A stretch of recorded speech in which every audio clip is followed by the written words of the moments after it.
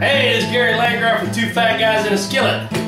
Having a good time. It's getting a little cold out here. I know that it's getting cold in your neck of the woods as well. There's been a lot of cold activity everywhere, especially up north. It's been a little chilly here. It's been about 30 degrees. So it's time to get inside and start making some food. Summertime's over with, which, you know, we all love. We want to be at the pool, we want to be hanging out, but guess what? When it's cold outside, people want to be inside, and what a better time to get your family together and start making some really cool food and getting everybody involved than now. So that's where the phrase hibernation comes in. So this is what I'm going to do. I have lately, which y'all have seen, I've been touching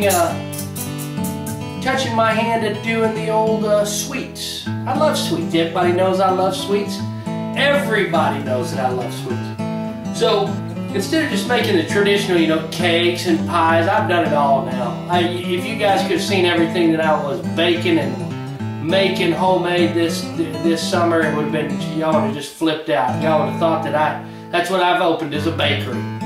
But I haven't. But I have figured out that I like testing my luck, let me put it that way, not skill, because I have no skills. Test my luck at things like creme brulee, and I got a recipe. I got this secret recipe from the Cheesecake Factory for their cheesecake, pumpkin cheesecake, Cheesecake Factory pumpkin cheesecake. And man, I tell you what, I've made that 3 times and the family just loves that. It's fantastic, I'm going to tell you that right now. But I've made this creme brulee a few times, and when you go to restaurants, you see that, man, they get a little expensive.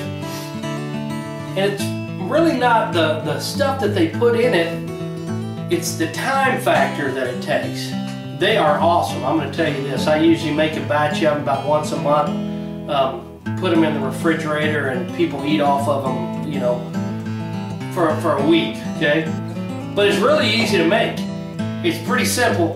It's fantastic. I'm going to show you the whole process in a minute. I'm Gary Landgraf, Two Fat Guys in a Skillet.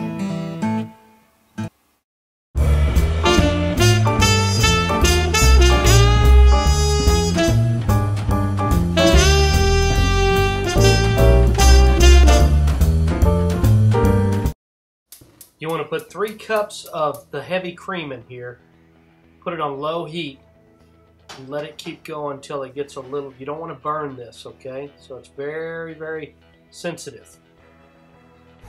Boil some water. We're going to put this in here now. 4 yolks, 1 egg. We're going to put 1 egg in there as well. We're going to put a half a cup of sugar in here. And we're just going to let it mix on low while the rest of your stuff is getting ready. Okay, see how the cream is, you see these little bubbles on the side of it? That's what you're looking for. That is all you're looking for. Okay, the warm cream you want to introduce gradually, like in about 4 stages, because you don't want those egg yolks to get too hot where they start turning into a scrambled egg creme brulee, so be gentle. Okay, now you're going to evenly pour the creme brulee into these ramekins with the butter in it. That's where the 2 tablespoons came from. You're going to take your boiling water, pour it in there about halfway up the ramekins, and then you're going to put it into the oven at 300 degrees. All right, I took it out of the oven. Now this is how you know how it's done. If you can take it, and whenever you shake it, it has a little bit of a shimmer to it, then it's done. You take it out of this water bath, okay, and then you just put it to the side because you want it to get to room temperature. Then once it gets to room temperature, then what you're going to do is you're going to put it in the refrigerator for 2 or 3 hours. Now the interesting thing is they want it to set like that, because it comes real creamy and the whole bit.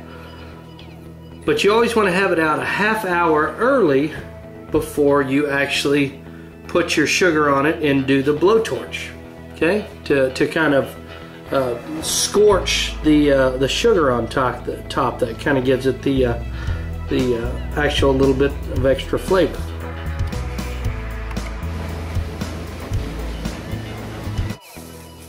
Take it out of the fridge, just grab some sugar on a teaspoon or something like that.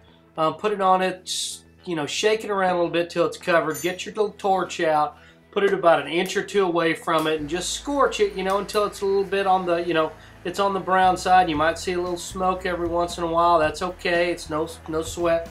Let it set for a minute. You know, put some fruit or something on it. When you put your fork on, or your spoon on it, it should crack like a little bit of glass. Thanks. Enjoy.